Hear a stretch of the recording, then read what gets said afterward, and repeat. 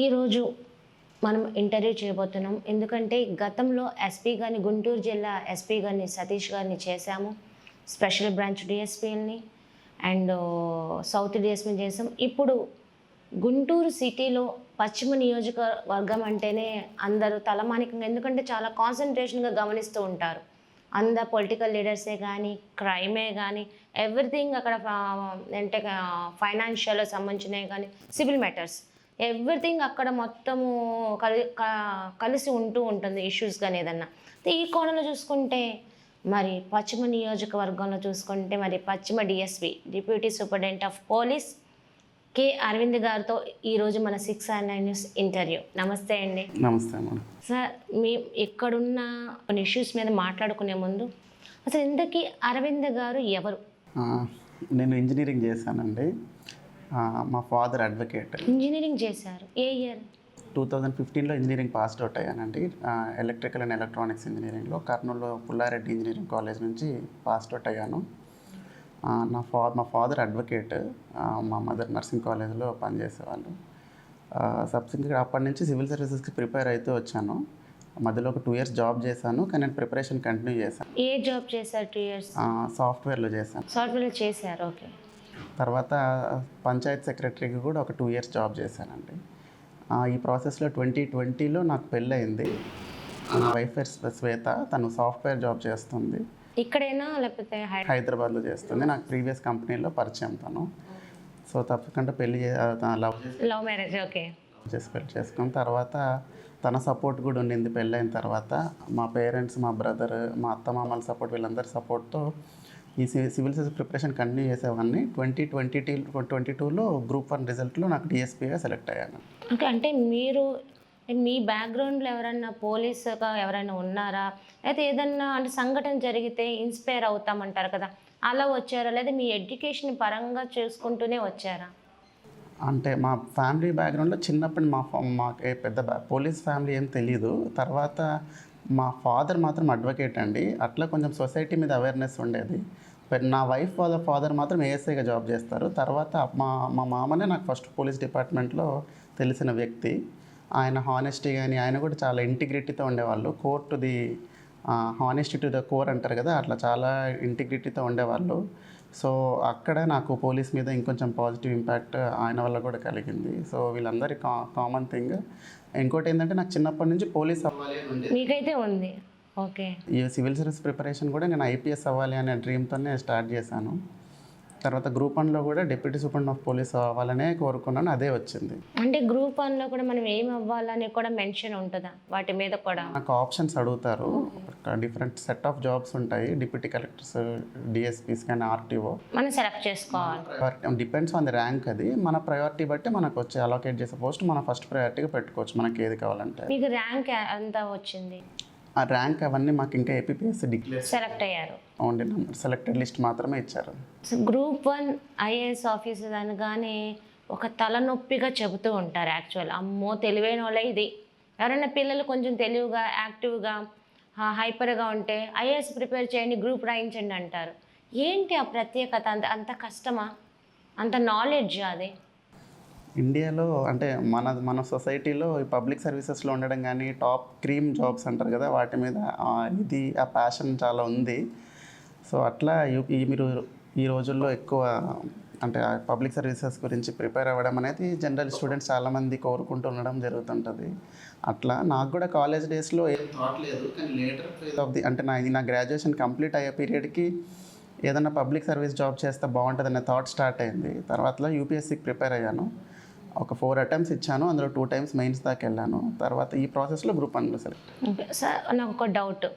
Group 1 అంటే నేను తెలియకే అడుగుతున్నా, కరెంట్ అఫైర్సా, లేకపోతే ఏదైనా సొసైటీ మీద ఉంటుందా, లేకపోతే లా అండ్ ఆర్డర్ మీద ఉంటుందా, ఏదైనా కోడ్? అది ఏంటి గ్రూప్ 1లో క్వశ్చన్స్ కానీ, అది ప్రిపేర్ అయ్యేది కానీ ఎలా ఉంటుంది? అంటే గ్రూప్ 1లో జనరల్ స్టడీస్ ఉంటుందండి. జనరల్గా ఏమేమి ఉంటాయి? హిస్టరీ కానీ, polity, economy, science and technology, environment, ఇవన్నీ సబ్జెక్ట్స్ ఉంటాయి. ఎస్ఏ కానీ, ఎవ్రీథింగ్ అండర్ ది సన్. అంటే ఈ పార్ట్ ఆఫ్ ది సిలబస్లోనే క్వశ్చన్ అడగాలనే కాన్సెప్ట్ యూపీఎస్సీలో కానీ ఏపీపీఎస్సీలో కానీ ఉండదు. కానీ బేసిక్ థింగ్స్ అయితే ఇవి ఉంటాయండి. So A cultural history of Andhra Pradesh history, Indian history, entire thing AP and India ఫోకస్డ్గా క్వశ్చన్స్ ఉంటాయి. ఉంటాయి. లా అండ్ ఆర్డర్ కూడా ఉండొచ్చా? Law and order in specific ఉండదు. అంటే ఇప్పుడు మేము పోలీసింగ్లో ఉన్నట్టు generalized law and order things అవి పాలసీ మేకింగ్లో ఎట్లాంటి ఇంపాక్ట్స్ చేస్తుంది అంటే ఎకనామికల్గా కానీ పొలిటికల్గా కానీ అట్లాంటి జనరలైజ్డ్ క్వశ్చన్స్ ఉంటాయండి. ఓకే. మీరు ఇప్పుడు డిఎస్పీగా గ్రూప్ 1 అయితే ఓకే అయ్యాని అన్నారు. ఇందులో సెలెక్టెడ్ డిస్ట్రిక్ట్స్ కానీ అంటే ఇప్పుడున్న నియోజకవర్గాలు మీకు ఆప్షన్ ఇస్తారా, లేదా వాళ్ళ ఇచ్చిందే మీరు తీసుకోవాలా? అట్లేం లేదండి. డిఎస్పీ సెలెక్ట్ అయిన తర్వాత 2 years ట్రైనింగ్ ఉంటుంది మాకు. 1.5 year మేము 1 year అనంతపూర్లో పోలీస్ ట్రైనింగ్ కాలేజ్లో ట్రైన్ అయ్యాము. ట్రైనింగ్ కాలేజీలు కూడా ఉంటాయి మీకు? ట్రైనింగ్ అకాడమీస్ అండి. అనంతపూర్ ట్రైనింగ్ అకాడమీలో 1 year ట్రైన్ అయ్యాము. తర్వాత డిస్ట్రిక్ట్స్ ట్రైనింగ్ అని చెప్పేసి ఒక డిస్ట్రిక్ట్లో మనకు ఒక సిఐగా, ఎస్ఐగా, కానిస్టేబుల్గా ప్రతి రోల్లో మేము ట్రైన్ అవ్వాల్సి ఉంటుంది. ప్రతిదంటే ఇప్పుడు మీరు ఒక ట్రైనింగ్ 1 year అయిపోయారు అంటే మీరు ఇప్పుడు కానిస్టేబుల్ దగ్గర నుంచి ఎస్ఐ, ఏఎస్ఐ, సిఐ అన్ని ట్రైన్ అవ్వాలి. అన్నీ చేసి 6 months అందుకోసమే ఉంటుందండి. అది నేను వెస్ట్ గోదావరిలో చేశాను. తర్వాత 6 months గ్రే హౌండ్స్లో ట్రైన్ అయ్యానండి. 2 years తర్వాత గవర్నమెంట్ ర్యాండమ్గా పోస్టింగ్స్ ఇస్తారు. అంటే వీళ్ళ పలానా డిస్ట్రిక్ట్స్ మన ఆప్షన్స్ అడగడం ఇది ఏం చూడదు. మన సూటబిలిటీ మనం ఎక్కడ వాళ్ళకు కరెక్ట్ అంటే వేకెన్సీ ఒకటి, మనం సూటబిలిటీ ఒకటి, ఈ 2 things కన్సిడర్ చేసి పోస్టింగ్స్ ఇస్తారు. మీ ఫస్ట్ పోస్ట్ ఎక్కడ? ఇది నా ఫస్ట్ పోస్టింగ్ అండి. Guntur west is my first post. Okay. ఇక్కడ పోస్ట్ రావడానికి అంటే ఇప్పుడు బయట జరుగుతున్న విషయంగానే నేను అడుగుతున్నా. పలానా చోట గుంటూరు జిల్లాలో పొలిటికల్ పొజిషన్ ఉన్న ఏరియా, ఇక్కడ ఎవరినన్నా ఎస్పీతో సహా ఎవరినన్నా చేయాలన్నా, సీఏతో రావాలన్నా పొలిటికల్ సపోర్ట్ బ్యాక్గ్రౌండ్ ఉన్న వాళ్ళే తెప్పించి ఇక్కడ వేయించుకుంటారు అనేది ఒక గాసిప్ మాత్రమే. ఇది ఎంతవరకు వాస్తవం? మా వర్క్ సంబంధించి అలాంటిది ఏమీ లేదండి. గవర్నమెంట్ మమ్మల్ని ఏ కండిషన్స్ కానీ నైదర్ క్యాస్ట్ నార్ ఏదో పొలిటికల్ బ్యాకింగ్ ఉండడం కానీ ఏదైనా ఉండడం ఇదేమీ కన్సిడర్ చేయలేదు. Just because of merit and suitability రెండింటి కన్సిడర్ చేసి మాత్రమే మా డీజీ సార్ కానీ అండ్ గవర్నమెంట్ కానీ, సీఎం సార్ కూడా మమ్మల్ని పోస్టింగ్స్ ఇచ్చే ముందు సీఎం సార్ మాతో ఇంటరాక్ట్ అయ్యారు. అయినప్పుడు కూడా సార్ క్లియర్గా చెప్పారు, ఫెయిర్గా ఉండండి, ప్రాపర్గా చేయండి, రూల్ పొజిషన్ మీద వర్క్ చేయండి అని చెప్పి క్లియర్ ఇన్స్ట్రక్షన్స్ ఇచ్చారు సార్ కూడా. అప్పుడు వేరే ఏ కండిషన్స్ కానీ వేరే ఏ థింగ్స్ కన్సిడర్ చేయకుండా ఫెయిర్ అండ్ ట్రాన్స్పరెంట్ మేనర్లో మాకు పోస్టింగ్స్ ఇచ్చారు. ఇన్స్ట్రక్షన్స్ ఇచ్చేటప్పుడు పొలిటికల్గా ప్రెషర్ మీ వైపు ఏదన్నా ఉన్నా, మీరు ఏదన్నా నేరం చేసేది ఉన్నా, ఎలాంటి చర్యలు మేము తీసుకుంటాం, మీరు అలా తీసుకోవచ్చు, అలాంటివి కూడా ఏమైనా చెబుతారా? అట్లాంటివి స్పెసిఫిక్ ఏం లేదు. ఓన్లీ మీరు చేసే వర్క్ మీరు చేయండి, ఎక్కడ లా అండ్ ఆర్డర్ బ్రేక్ అవ్వనివ్వద్దండి, చట్టం మీద గౌరవం క్రియేట్ చేయండి అని మాత్రమే చెప్పారు.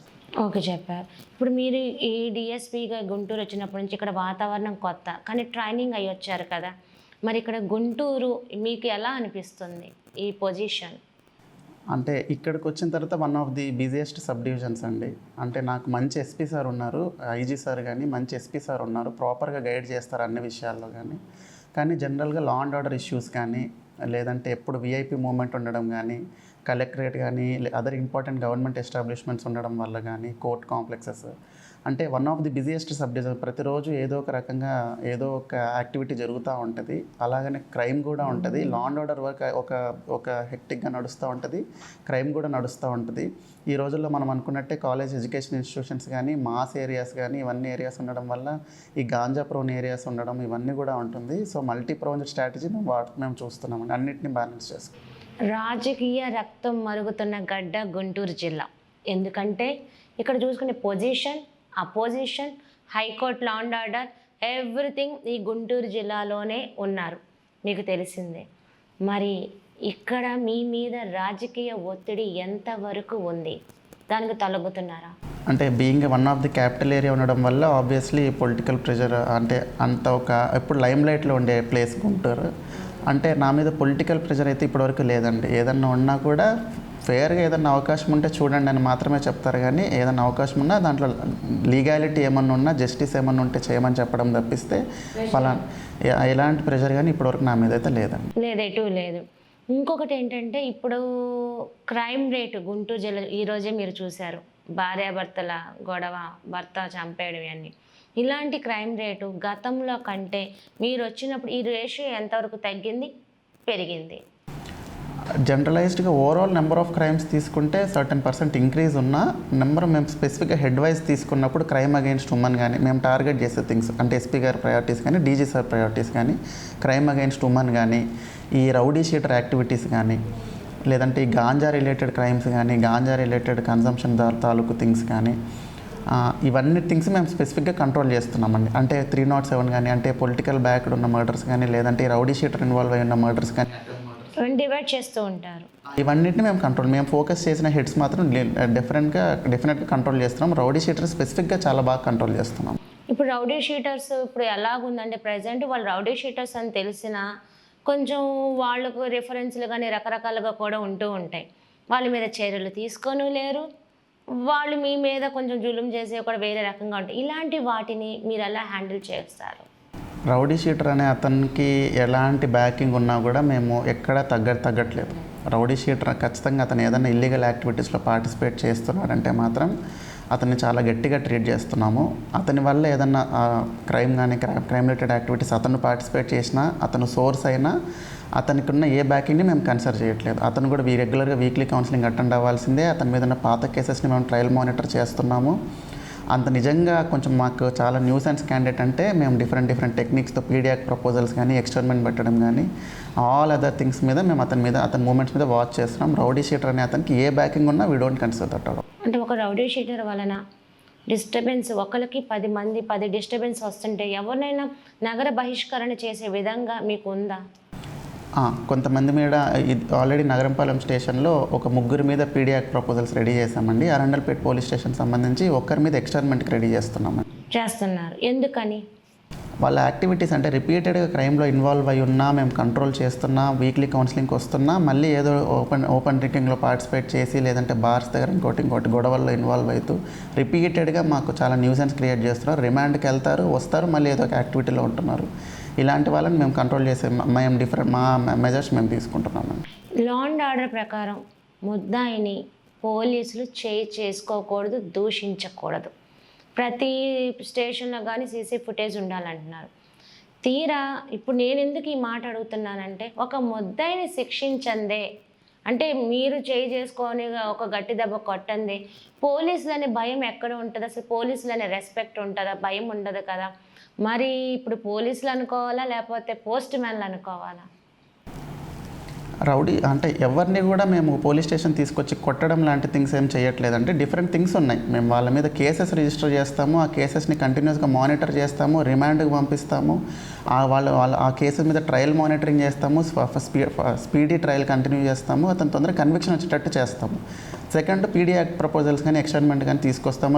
అవసరమైన వ్యక్తుల మీద మల్టిపుల్గా బాడీ అఫెన్సెస్ ఉన్న అదర్ అఫెన్సెస్ ఉన్న రౌడీ షీట్స్ ఓపెన్ చేసి వాళ్ళని వీక్లీ కౌన్సిలింగ్ పిలిపించి ప్రతి యాక్టివిటీ వాళ్ళని మానిటర్ చేస్తాం. అంటే కొట్టి మాత్రమే కంట్రోల్ చేయడం ఒకటి. అంటే ఇదివరకు ఒకప్పుడు పోలీసులు అంటే భయం ఉండేది, తప్పు చేయాలన్నా అమ్మో చావగొడతారు. ఇప్పుడు ఒక ఉపాధ్యాయులు అంటే మనకి ఎందుకు భయం? ఇది కూడా అంతే. అసలు పోలీసులు అంటే భయం అనేది ఇప్పుడున్న ఈ హైటెక్ కంప్యూటర్ యుగంలో అనేది పోలీసులు అంటే భయం అనేది లేదు అనేదే చెప్పచ్చు.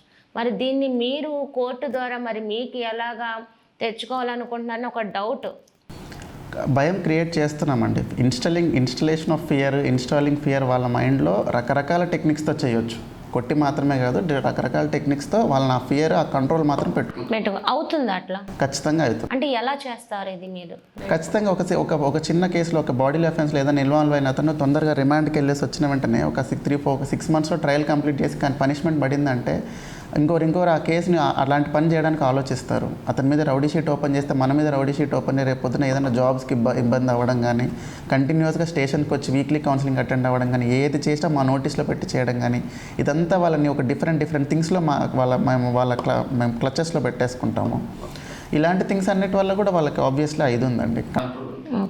మీ వెస్ట్ పరిధిలో ఎవరైతే రౌడీ షీటర్లు కానీ దొంగతనం చేశారు వీళ్ళకి వీక్లీ కానీ మంత్లీ కానీ కౌన్సిలింగ్ ఇచ్చేవి ఇలాంటివి ఏమైనా క్లాసెస్ ఉన్నాయి? వీక్లీ కౌన్సిలింగ్ పిలిపిస్తామండి. ప్రతి సండే రోజు వాళ్ళు కౌన్సిలింగ్కి వస్తారు. ప్రతి సండే కౌన్సిలింగ్కి వస్తారు. వాళ్ళు ఏం చేశారు ఆ వీక్లో వాళ్ళ థింగ్స్ అన్నీ మాకు చెప్పాలి. ఏం జాబ్ చేస్తున్నారు, వాళ్ళు ఎక్కడెక్కడ ఉంటున్నారు, వాళ్ళు ఏదైనా ఫోన్ నెంబర్స్ మార్చినా, అడ్రసెస్ మార్చినా, ఏం చేసినా మా నోటీస్లో ఉంటుంది. ప్రతిదీ అవసరమైన సందర్భాల్లో వాళ్ళ ఫ్యామిలీని పిలిపించి కూడా వాళ్ళకి సంబంధించిన కౌన్సిలింగ్ థింగ్స్ చెప్పడం జరుగుతూ ఉంది. ఓకే, మీరు ఇప్పుడు డిఎస్పీ, ఇప్పుడు పోలీస్ స్టేషన్లో మీ పరిధిలో ఉన్న వాటిని చూసుకోవాలంటే మీకు రోజు చూస్తే ఎలక్ట్ అవుతూ ఉంటారు. సడన్గా వీక్లీలో ఎప్పుడైనా సరే పోలీస్ స్టేషన్ని సందర్శించడం అక్కడ ఎలా జరుగుతుంది నేరస్తులు కానీ ఎలా సీఏలు ఎస్ఐలు ఎలా చేస్తున్నారు, ఇలాంటివి ఏమైనా చేస్తారా? చేస్తున్నామండి. రెగ్యులర్గా పోలీస్ స్టేషన్ విజిట్స్కి వెళ్తూ ఉంటాను. స్టేషన్స్లో పిటిషనర్ మేనేజ్మెంట్ అనేది చాలా ప్రయారిటీగా తీసుకున్నాము. Not only me SP sir priority కూడా అది. పిటిషనర్స్ ప్రాపర్గా హ్యాండిల్ చేయడము, పీజీఆర్ఎస్ అంటే జనరల్ వీక్లీ పీజీఆర్ఎస్ పిటిషన్స్ వస్తూ ఉంటాయి, అవి తొందరగా డిస్పోజ్ చేస్తాము. స్టేషన్కి ఏ పిటిషనర్ వచ్చినా వాళ్ళు ఏ ఇబ్బంది పడకుండా వాళ్ళ ప్రాబ్లం తెలుసుకొని అవసరమైన సందర్భంలో కేసు రిజిస్టర్ చేయడం చేస్తూ ఉన్నాము. ఇది కాకుండా స్టేషన్లో ఏ ఇల్లీగల్ యాక్టివిటీస్ కానీ కరప్షన్ రిలేటెడ్ థింగ్స్ కానీ జరగకుండా కేర్ తీసుకుంటున్నాము. స్టేషన్ విజిట్స్ మాత్రమే కాదు, వీక్లీ ఏరియాస్ అంటే విజిబుల్ పోలీసింగ్లో అని చెప్పి పీక్ అవర్స్లో ఇంపార్టెంట్ జంక్షన్స్లో కానీ లేదంటే ఫుడ్ పాట్రోలింగ్లో వెళ్ళడం కానీ, రౌడీ షీటర్స్ తాలూకు ఇళ్ళని సడన్గా చెక్ చేయడం కానీ, ఇవన్నీ థింగ్స్ కూడా చేస్తున్నాము. మీ పోలీస్ స్టేషన్లోనే నేను చాలా పిఎస్లో ఎందుకు ఊరికినే వెళ్తాను కూడా ఎవరికి తెలియదు. నేను వెళ్తాను, మహిళల్ని 1-2 గంటలు నుంచో పెడుతున్నారండి. వాళ్ళు ఇది తీసుకోండి, నాకు బెడ్ ఉన్నారు, మాట్లాడండి అన్న, కూర్చో అమ్మా, అటు వచ్చేసి ఇటు కూర్చో, ఆ తర్వాత చూద్దాం, నువ్వు తర్వాత రా, ఇలా జరుగుతుంది. అందుకు మీరు విజిట్ చేస్తున్నారా, తెలుసుకుంటున్నారా? ఎందుకంటే ఎవరైతే కంప్లైంట్ ఇస్తున్నారో వాళ్ళ ఫోన్ నెంబర్ ఉంటుంది. వన్స్ మీరు వాళ్ళతో ఒక వీక్లీ వీళ్ళు ఎలా చేస్తున్నారనేది ఎందుకు రివ్యూ చేసుకోవట్లేదా, చేసుకుంటున్నారా? తెలుస్తుంది కదా. ప్రతిరోజు ఎస్పీ సార్ కాన్ఫరెన్స్ తీసుకుంటారు. కాన్ఫరెన్స్లో క్లియర్ ఇన్స్ట్రక్షన్స్ ఇస్తారు. నేను కూడా ప్రతిరోజు ఈవినింగ్ నా సిఐస్తో, నా స్టేషన్లోని ఎస్ఐస్తో కాన్ఫరెన్స్ తీసుకోవడం జరుగుతుంది. క్లియర్గా అందరికీ చెప్తున్నాము, petitioner management especially sensitive cases అంటే ఉమెన్ రిలేటెడ్ కేసెస్ ఏవి వచ్చినా ఇన్స్టెంట్గా యాక్ట్ చేయాలని చెప్పేసి కేర్ తీసుకుంటున్నాము. స్పెసిఫిక్గా వల్నరబుల్ సెక్షన్స్ ఎవరైతే సీనియర్ సిటిజన్స్ కానీ, ప్రెగ్నెంట్ ఉమెన్ కానీ, జనరల్గా ఉమెన్ కానీ ఎవరు వచ్చినా తొందరగా వాళ్ళ పిటిషన్ తీసుకొని దాంట్లో నిజంగా ఏదైనా థింగ్ ఉంటే సీన్కి వెళ్ళి వెరిఫై చేసుకోవడం కానీ, వాళ్ళ ప్రాబ్లం ఏదంటే వెంటనే అడ్రస్ చేయాలనేది మేము తీసుకుంటున్నాం. దీనికోసం స్టేషన్లో ఉమెన్ హెల్ప్ డెస్క్ అనేది కూడా ఒకటి పెట్టడం జరిగింది. ఉమెన్ రిలేటెడ్ క్రైమ్స్ అంతా సపరేట్గా ఒక డేటా మెయింటైన్ చేస్తూ దాని మీద ఇన్స్టెంట్ యాక్షన్ ఏం తీసుకుంటున్నాం అనేది కూడా మేము కంప్లై చేస్తున్నామండి. Sir, me law and order ప్రకారమే మాట్లాడుకుంటే అది ఎంతవరకు అన్నది తెలియదు. మీ పరిధిలో ఎన్ని పోలీస్ స్టేషన్లు ఉన్నాయి? ఒక 4-5 ఉండొచ్చు మేబీ. ఎవ్రీ పోలీస్ స్టేషన్లో సీసీ ఫుటేజ్ మొత్తము సిఏ రూమ్ నుంచి టోటల్ ఇప్పుడు ఎవరినైతే లోపల పెడుతున్న వాళ్ళతో సహా ఎవ్రీ సీసీ ఫుటేజ్ ఆన్లో ఎందుకు ఉండట్లేదు? కొన్ని పోలీస్ స్టేషన్లో లేదు. ఒకవేళ ఎవరన్నా నేరస్తులే పోలీసులు కొట్టినా, పోలీసులే నేరస్తులను కొట్టినా, ఏదైనా కానీ నేరస్తులకే ప్రమాదం. మరి ఇది మీరు ఎలా తీసుకోగలుగుతుంది? ఎందుకంటే సుప్రీంకోర్టు, హైకోర్టు ఆర్డర్ ఇచ్చింది కదా, ప్రతి పోలీస్ స్టేషన్లో సీసీ ఫుటేజ్ ఉండాలి అని. మరి ఎందుకు లేదు? నా దగ్గర 3 పోలీస్ స్టేషన్స్ ఉన్నాయండి. నా సబ్ డివిజన్లో 3 పోలీస్ స్టేషన్స్లో each and every inch of the police station supreme court guidelines ప్రకారం, సబ్సిక్వెంట్గా హైకోర్టు గైడ్లైన్స్ ప్రకారం each and every inch of the police station CC camera సర్వేలెన్స్లోనే ఉంది. దాని బ్యాకప్ కూడా చాలా ఎక్కువ రోజులు ఉంటుందండి. అది కంటిన్యూస్గా ఎస్పీ సార్ ఆఫీస్లో మానిటరింగ్ జరుగుతుంది. ప్యారలల్గా చీఫ్ ఆఫీస్లో ఒక మానిటరింగ్ కూడా జరుగుతుంది. ఏ సీసీ కెమెరా కానీ ఎప్పుడూ ఆఫ్ అయ్యే పరిస్థితి లేదు. వేరే ఏ టెక్నికల్ గ్లిచెస్ వల్ల ఆఫ్ అయ్యే పరిస్థితి కూడా లేదు. ఎందుకంటే ఏదన్నా మేము ముందే యాక్ట్ చేసి అసలు ఆ పరిస్థితి అనేది లేదు. సీసీ కెమెరాస్ ఆల్వేస్ 24/7 స్టేషన్ సర్వేలెన్స్లోనే ఉంటుంది. ఇన్ కేస్ సీసీ ఫుటేజ్ ఎందుకు ఆఫ్ అయిపోయింది కానీ అక్కడ ఏదో సమ్ ఇన్సిడెంట్ జరిగింది, అప్పుడు శిక్ష ఎవరికి వేయగలరు మీరు? అలాంటి పరిస్థితి లేదు. అంటే ఈవెన్ హైకోర్ట్స్ కూడా ఇప్పుడు పలానా ఇన్సిడెంట్ వల్ల ఏదో సమ్ టెక్నికల్ ప్రాబ్లం వల్ల సీసీ కెమెరాస్ ఆఫ్ అయిపోయారనే దాన్ని హైకోర్టు కూడా ఎంటర్టైన్ చేయట్లేదు. మేము కూడా ఎక్కడ ఆ టెక్నికల్ ఇష్యూస్ ఏమైనా ఉన్నా ముందే మేము జాగ్రత్త పడి సీసీ కెమెరాస్ ఉంటే దాని తాలూకు రిపేర్ చేసి పెట్టుకోవడం చేస్తున్నాం. ఎక్కడ సీసీ కెమెరాస్ ఆఫ్ అయిపోవడం కానీ అది ఏమీ జరగదు. ఓకే, ఇప్పుడు చూసుకుంటే యువత చాలా ఫాస్ట్గా ఉన్నారు, టెక్నాలజీ పెరిగింది, హైపర్ యాక్టివ్గా ఉన్నారు, ప్రతి దానికి అట్రాక్ట్ అవుతూనే ఉన్నారు. మంచి కంటే చెడే అట్రాక్ట్ అవుతుంది. ఈ కోణంలో గంజాయికి బానిసలు అవుతున్నారు, చాలా ఉన్మాదులుగా తయారవుతున్నారు. దీనిపై మీ స్టేట్మెంట్ ఏంటి? గాంజా ప్రివలెన్స్ చాలా పెరిగిందండి. అంటే రీసెంట్ టైమ్స్లో గాంజా ప్రివలెన్స్ కానీ గాంజా కన్జంప్షన్ కానీ పెరిగింది. అంటే ఒక పాస్ట్ 4-5 ఇయర్స్ టైంలో ఈ గవర్నమెంట్ స్పెసిఫిక్గా వచ్చిన తర్వాత, నేను పోస్టింగ్ తీసుకున్న తర్వాత ఆల్ వల్నరబుల్ ఏరియాస్ ఎక్కడైతే గాంజా కన్జ్యూమ్ చేసే ఏరియాస్ ఉంటాయి ఆ ఏరియాస్ మీద వాచ్ పెట్టుకున్నాం. అంటే వీటికి ఏరియాస్ కూడా ఉంటాయి. అంటే కొన్ని డార్క్ స్పాట్స్, అంటే ఫర్ ఎగ్జాంపుల్ ఏదో చీకటి ఏరియాస్, షాడో ఏరియాస్ ఏమన్నా ఉన్నా, స్ట్రీట్ లైటింగ్ తక్కువ ఉన్నా, లేదంటే అబాండన్డ్ బిల్డింగ్స్ ఏమన్నా ఉన్నా అక్కడ గాంజా కన్జ్యూమ్ జరుగుతుందని చెప్పి మాకు రెగ్యులర్ ఇన్ఫర్మేషన్ వస్తూ ఉంటుంది. ఇది కాకుండా గాంజా కన్జ్యూమింగ్ సెక్షన్స్ అంటే యూత్, కాలేజ్ స్టూడెంట్స్ కానీ లేదంటే లేబర్కి సంబంధించిన వాళ్ళు కానీ గాంజా కన్జ్యూమ్ చేస్తున్నారని చెప్పేది ఇన్ఫర్మేషన్ ఉంది. వాళ్ళని కూడా మేము వాచ్లో పెట్టుకుంటున్నాము. క్లియర్గా అవేర్నెస్ డ్రైవ్స్ తీసుకుంటున్నాము. At the same time controlling కూడా చేస్తున్నాము. రిపీటెడ్ అంటే గాంజా కన్జ్యూమర్స్ మాత్రమే కాదు, కన్జ్యూమర్స్కి అవేర్నెస్ ఇస్తున్నాము, సందర్భాన్ని బట్టి కేసు రిజిస్టర్ చేస్తున్నాము. ఈ పెడ్లింగ్ కానీ సప్లయింగ్ యాక్టివిటీస్లో ఉన్న వాళ్ళ మీద ఖచ్చితంగా సివియర్ పనిష్మెంట్స్, సివియర్ సెక్షన్స్ కింద కేసు రిజిస్టర్ చేస్తున్నాము. ఓకే, మీది ఏంటంటే ఈ గాంజాయి తీసుకునే వాళ్ళు ఎలా అవుతారు, వాళ్ళ ఆర్గాన్స్ కానీ వాళ్ళ మైండ్ కానీ వాళ్ళ కెరీర్ కానీ ఎలా డిస్టర్బ్ అవుతుంది అనేది, ఇలాంటి ఏదన్నా కాలేజీల ప్రోగ్రామ్స్ మీ ఈ పరిధిలో ఉన్న దాంట్లో మీరు ఎలాంటి అవేర్నెస్ కార్యక్రమాలు చేస్తున్నారా? వారధి అని చెప్పేసి ఎస్పీ సార్కి ఒక ప్రయారిటీ ప్రోగ్రామ్ ఉందండి, కమ్యూనిటీ ఇంటరాక్షన్ ప్రోగ్రామ్. అది కాలేజెస్లో కానీ కాలేజెస్లో కానీ స్కూల్స్లో కానీ అట్లాగే వార్డ్స్లో కానీ కాలనీస్లో కానీ డిఫరెంట్ ప్లేసెస్లో మేము ఈ వారధి ప్రోగ్రామ్ కింద ఇంటరాక్ట్ అవుతూ ఉంటాం పీపుల్తో. అందులో బాగా అంతకుముందు జేకేసీ కాలేజీలో స్టూడెంట్స్తో ఇంటరాక్ట్ అవ్వడం జరిగింది. తర్వాత శారదా కాలనీలో కూడా మొన్న వార్డులో ఉన్న పీపుల్తో అంతటితో ఇంటరాక్ట్ వాళ్ళ ప్రాబ్లమ్స్ తెలుసుకుంటున్నాం. వాళ్ళు చెప్పే దాంట్లో ganja is one of the problem, among many problems ganja గురించి కూడా చెప్తూ ఉన్నారు. దాని మీద మేము యాక్ట్ కూడా చేస్తున్నాం. ఇప్పుడు మాకు తెలిసిన రిపోర్టింగ్ వరకు అంటే మీకు అన్నీ వస్తూ ఉంటాయి, సివిల్ మ్యాటర్స్ ఎక్కువ ఉన్నాయి అన్ని పోలీస్ స్టేషన్లో, పోలీసులకే తలనొప్పిగా తయారవుతున్న సందర్భాలు, కేసులు ఉన్నాయంటున్నారు. ఇది కోర్టుకి వెళ్తేనేమో నష్టపోవడం జరుగుతుంది. వీటిపై మరి మీరు కూడా కోర్టుకి ఏదైనా చెప్పుకొని మాకు ఇలా వస్తున్నారు, మరి కేసులు ఎక్కువ, ఇలాంటివి ఏమైనా జరుగుతాయా?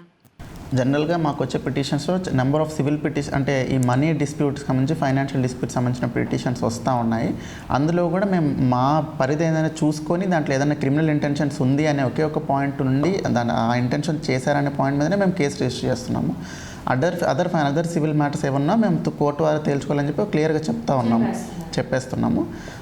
ఈ ప్రాపర్గా అంటే క్రిమినల్ ఇంటెన్షన్ ద్వారా ఉన్నవి వరకు మాత్రం కేసు రిజిస్టర్ చేసి, చీటింగ్ కేసెస్ కానీ, క్రిమినల్ బ్రీచ్ ఆఫ్ ట్రస్ట్ కానీ, ఈ ఫోర్జ్డ్ డాక్యుమెంట్స్ సంబంధించిన కేసెస్ కానీ ఇవన్నీ కూడా మేము కేసు రిజిస్టర్ చేసి డ్యూ ప్రొసీజర్స్ ఫాలో అయ్యి ఇన్వెస్టిగేషన్ చేస్తున్నామండి. ఇక్కడ చూసుకుంటే పొలిటికల్ ఎక్కువ ఉంది కాబట్టి ఎక్కువగా ప్రోటోకాల్ ప్రకారము నేరస్తులు వచ్చినా, ఎమ్మెల్యేలు వచ్చినా, మినిస్టర్లు, ఎంపీలు వచ్చినా సరే మీకు వర్క్ ఇప్పుడు జరుగుతున్న కేసుల కంటే ఫస్ట్ వాటి మీద కాన్సన్ట్రేషన్ పెట్టాలి ప్రోటోకాల్ కాబట్టి. మరి ఈ రెండింటిని బ్యాలెన్స్ చేసుకుంటూ ఆ స్ట్రెస్ కానీ అవన్నీ మీరు ఎలా బ్యాలెన్స్ చేసుకోగలుగుతున్నారు? వీఆర్ బౌండ్ టు డూ అండి. ఎందుకంటే మినిస్టర్స్ కానీ పబ్లిక్ రిప్రజెంటేటివ్ వచ్చినప్పుడు మేము అక్కడ ఉండడం అనేది మా responsibility, even that is protocol. అక్కడ ఉండి వాళ్ళ ప్రాబ్లమ్స్ ఏదైనా తెలుసుకున్నా ఇన్స్టెంట్గా మాకు చెప్పడం జరుగుతూ ఉంటుంది. మన మినిస్టర్ గారు వెళ్ళినప్పుడు కూడా ఎక్కడన్నా వచ్చినా ఏదైనా ప్రాబ్లమ్స్ ఉన్నాయంటే వెంటనే మాకు చెప్పడం చేస్తారు. వెంటనే మేము దాన్ని ఇంపార్టెంట్గా తీసుకొని చేస్తుంటాము. ఓకే, ఈవెన్ విఐపి మూవ్మెంట్స్ కానీ at the same time law and order and crime control మూడింటిని మేనేజ్ చేస్తాం. ఓకే, మీ పై అధికారులు మీతో ఫ్రెండ్లీగా ఉంటారా? ఫ్రెండ్లీగా ఉంటారండి. ఎస్పీ సార్ కానీ ఐజీ సార్ కానీ క్లియర్ ఇన్స్ట్రక్షన్స్ ఇస్తారు. అట్ ద సేమ్ టైం ఏమైనా డౌట్స్ ఉన్నా క్లియర్ చేస్తారు. ఎట్లాంటి చిన్న థింగ్ నాకు కొంచెం నేను క్లారిటీ కావాలన్నా కూడా ఎస్పీ సార్ క్లియర్ చెప్తూ ఉంటారండి. చాలా సపోర్టివ్గా ఉంటారు. మీ కింద అధికారులకి మీరు ఎలా సపోర్ట్ చేస్తారు, మీరు ఎలా రిసీవ్ చేసుకుంటున్నారు? బేసిక్ థింగ్ అండి, మా ఎస్పీ సార్ నా విషయంలో ఎట్లా ఉంటాడో నేను నా కింద సిఎస్తో అట్లే ఉంటాను. అలాగే ఉంటారు. డౌట్ఫుల్గా ఉన్నా, ఎట్లా ప్రొసీడ్ అవ్వాలనే డౌట్ ఉన్నా నాకు తెలిస్తే నేను చెప్తాను. లీగల్ ఒపీనియన్ తీసుకుంటాము, సీనియర్ ఆఫీసర్ సజెషన్స్ తీసుకుంటాము. ఎవ్రీథింగ్ ఒక కోఆర్డినేటెడ్ టీమ్గా చేస్తాం. డిఫరెంట్ ర్యాంక్స్ ఉండొచ్చు కానీ మా ఎయిమ్ మొత్తం ఒకటే. సిఐ అయినా, కానిస్టేబుల్ అయినా, ఎస్ఐ అన్నా, ఎస్పీ అన్నా, డిఎస్పీ అన్నా. సో మేమందరము ఒక కోఆర్డినేటెడ్ టీమ్గానే వర్క్ చేస్తున్నాం. ఒకరి మీద పెట్టి అంటే వాళ్ళని ప్రెషరైజ్ అదేముండదు. ఓకే, మీ ఫ్రెండే ఒక పిఎస్లో సిఏ అనుకుందాం, కానీ అతని మీద నేరాపరణ కూడా ఎక్కువగా ఉంది. మీ దగ్గర మొత్తం బ్రీఫ్గా పాయింట్స్ అన్ని ప్రూఫ్లు సహా వచ్చింది. మీరు అతన్ని సేవ్ చేసే దిశగా వెళ్తారా, లేదా లా అండ్ ఆర్డర్ ప్రకారం ఫాలో అవుతారా, లేదా అలా వెళ్ళి ఎలా బయటికి రావాలనేది ఇన్స్ట్రక్షన్స్ చెప్తారా? అట్లాంటి సిచ్యువేషన్స్లో నేను డెసిషన్ మేకర్గా ఉండలేనండి. అంటే ఫస్ట్ ఆఫ్ ఆల్ అంటే నేను నా పై అధికారుల నుంచి వచ్చింది, నేను ఇక్కడ ఫాలో అవ్వాల్సింది నేను ఫాలో అవుతాను. అరవింద్ అంటే పలానా ఎక్స్ అనేవాడు నా ఫ్రెండ్ అంటే నాకు అరవింద్కి ఎక్స్ ఫ్రెండ్, కానీ అరవింద్ డిఎస్పీకి ఎక్స్ సిఐకి అనేది ఫ్రెండ్షిప్ అనే థింగ్ ఉండదు. కాబట్టి అతను ఏదైనా తప్పు చేస్తే దాని మీద రిపోర్ట్ పెట్టడం వల్ల నేను రిపోర్ట్ పెట్టడం కానీ, due procedure, enquiry procedure follow అవడంలో కానీ నిజంగా ఎలాంటి ఇది ఉండదు. ధర్మం ప్రకారమే వెళ్తారు. ఓకే, ఇప్పుడు నేటి బాలలే రేపటి పౌరులు. ఈ రోజున ఫోన్ మంచి చేస్తుంది, అంతకంటే చెడు చేస్తుంది. దీనిపై బాలలకే కానీ, యువకులకే కానీ, ఒక నాలెడ్జ్ లేకుండా ఏదో ఫోన్ వాడుతున్న వాళ్ళకి కానీ మీరు ఇచ్చే ఒక మంచి సందేశం? ఫోన్ అనేది ఈ రోజుల్లో మనకు ఈ టెక్నాలజీ గ్రోత్ అనేది ఏదైతే ఉందో మనకి ఇన్ఫర్మేషన్ ఎట్లాంటి ఇన్ఫర్మేషన్ కావాలన్నా, ఎట్లాంటి థింగ్ కావాలన్నా క్షణాల్లో మన ముందు ఉంటుంది ఫోన్ రూపంలో. దాన్ని పాజిటివ్గా యూటిలైజ్ చేసుకున్నామంటే you have everything under control. అంటే మనం ఎక్కువ దానికి అడిక్ట్ అయిపోయే పరిస్థితులు ఉన్నాయంటే ఆబ్వియస్లీ మన చదువు అఫెక్ట్ అవుతుంది, సైకలాజికల్ థింగ్ అఫెక్ట్ అవుతుంది, థాట్ ప్రాసెస్ అఫెక్ట్ అవుతుంది. సో దాన్ని లిమిటెడ్గా యూస్ చేసుకున్నంత వరకు పిల్లలందరికీ కానీ లేదంటే యూత్ అందరికీ, చదువుకునే వాళ్ళందరికీ అదొక హెల్ప్ఫుల్గా థింగ్. ఏ డివైస్ వచ్చినా మనం దాన్ని మన పాజిటివ్ కోసం, మన గ్రోత్ కోసం వాడుకునేంత వరకు బాగుంటుందండి. అంటే ఈ మొబైల్కి సంబంధించి మా దగ్గర ఏంటంటే ఈ సైబర్ క్రైమ్ రిలేటెడ్ థింగ్స్ చాలా ఎక్కువ జరుగుతున్నాయండి. అంటే దాంట్లో అంటే ఏది క్లిక్ చేయొచ్చు, ఎలాంటి లింక్స్ని క్లిక్ చేయొచ్చు, ఎవరికి ఓటీపీ షేర్ చేయొచ్చు, ఇవన్నీ థింగ్స్ కనుక ప్రాపర్ అవేర్నెస్, సైబర్ అవేర్నెస్ లేకపోతే మనీ లూజ్ అవ్వడం కానీ సబ్సిక్వెంట్గా ట్రాప్లో పడిపోవడం కానీ జరుగుతూ ఉంది. సో సైబర్ అవేర్నెస్ కూడా మేము క్రియేట్ చేస్తూ ఉన్నాము. ఎలాంటి లింక్స్ కానీ, ఎట్లాంటి ఓటీపీ షేర్ చేయడం కానీ, అదర్ డిఫరెంట్ థింగ్స్ కానీ జరగకుండా కేర్ తీసుకుంటాం. అంటే కొంతమంది చిల్డ్రన్ ఎవరైనా ఉంటే వాళ్ళ ఫోను అంటే యూత్ వాళ్ళకి సంబంధించి కొన్ని సైట్లు ఓపెన్ చేసుకోకుండా లాక్ సిస్టమ్ కూడా అలా కూడా ఉంటుందా? కొన్ని లాక్ చేయడం సైట్స్, వెబ్సైట్స్ ఏవైతే ఉంటాయో అవి బ్లాక్ చేసి పెట్టేసుకోవచ్చు. అంటే ప్రాపర్ బ్రౌజర్స్ ఏమైనా వాడితే ఈ సస్పీషియస్ వెబ్సైట్స్ ఏవైనా ఉంటే అవి ఆటోమేటిక్గా బ్లాక్ చేసేయచ్చు. అది కాకుండా సెక్యూర్డ్ వెబ్సైట్స్ కాకపోయినా హెచ్టిటిపిఎస్ కాకుండా ఓన్లీ హెచ్టిటిపి ఉన్న వెబ్సైట్స్ ఏమైనా ఉంటే వాటికి దూరంగా ఉండమని కూడా చెప్తుంటాము. అట్లే 2 ఫ్యాక్టర్ ఆథరైజేషన్ కానీ, అంటే ఓటీపీ ఆథరైజేషన్ కానీ, లేదంటే ఏదన్నా ఆథరైజ్డ్ సోర్స్ నుంచి డౌన్లోడ్స్ చేసుకోమని ప్లే స్టోర్ నుంచి లేదంటే iOS యాప్ స్టోర్ నుంచి డౌన్లోడ్ చేసుకోమని మాత్రమే చెప్తుంటాము. ఏదైనా అన్ఆథరైజ్డ్ సోర్స్ నుంచి వచ్చే ఫైల్స్ ఏదన్నా మన ఫోన్కి ఏ రోజన్నా మనకు డేటా థెఫ్ట్ స్కోప్ ఉంటుంది కాబట్టి వాటి నుంచి ఏ ఫైల్ డౌన్లోడ్ చేసుకోదాం. డిఎస్పి అరవింద్ గారికి మీకే పోలీస్గా కాదు ఒక ప్రశ్న అయితే వేస్తాను. అంటే పోలీస్ డ్రెస్ వేసుకుంటే 24 hours మీరు మాకు పోలీసులాగానే కళ్ళకైనా కనిపిస్తారు, డాక్టర్ అయితే డాక్టర్లానే కనిపిస్తారు. అంటే మీకు ఒక సరదాగా నవ్వుకోవడం కానీ, ఒక సినిమాకి వెళ్ళడం కానీ, ఒక పిక్నిక్ లాగా వెళ్ళడం కానీ, మీకంటూ ఒక టూర్ వెళ్ళడం కానీ, ఇలాంటి లైఫ్ ఉంటుందా ఉండదా? ఉంటుందండి. నేను నా వైఫ్తో కానీ నాకు ఒక 4 years కిడ్ ఉన్నాడు. మా బాబుతో బాగా ఆడుకుంటాను. ప్రతి వీకెండ్ ఏ మూవీ వచ్చినా, కొత్త మూవీ వస్తే వెంటనే వెళ్తాను. పోలీస్ డ్రెస్లో వెళ్తారా, సివిల్లో వెళ్తారా? ఆబ్వియస్లీ ఏ మూవీ కన్నా వెళ్తాను. అంటే అంటే ఇలాంటి థింగ్స్ ఏమీ నేను ఆపుకోనండి. నా work is work, remaining thing family time is family time కోసమే. ఒక డౌట్, ఫ్యామిలీతో నేను వెళ్ళినప్పుడు మీరు పోలీసు అని ఎదటి వరకు తెలియదు, సివిల్లోనే ఉన్నారు.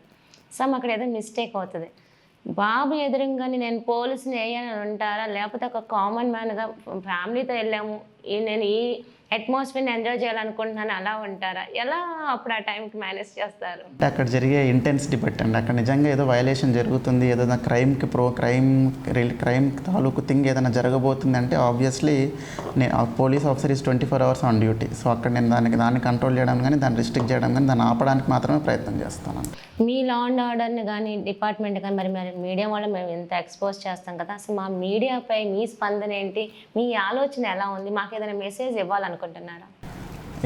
నో మెసేజ్ అంటే మీడియా ఆబ్వియస్లీ ఇప్పుడు ఈ ఇన్ఫర్మేషన్ ఏదన్నా ఉందా, ప్రతి థింగ్ మీడియా అనే థింగే గవర్నమెంట్ దృష్టికి కానీ పీపుల్ దృష్టికి కానీ తీసుకెళ్తుంది.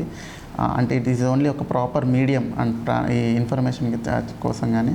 సో మీడియాకి సంబంధించి నాకు ఎలాంటి థింగ్స్ చెప్పడానికి ఏముంటుంది, media is doing it's duty properly.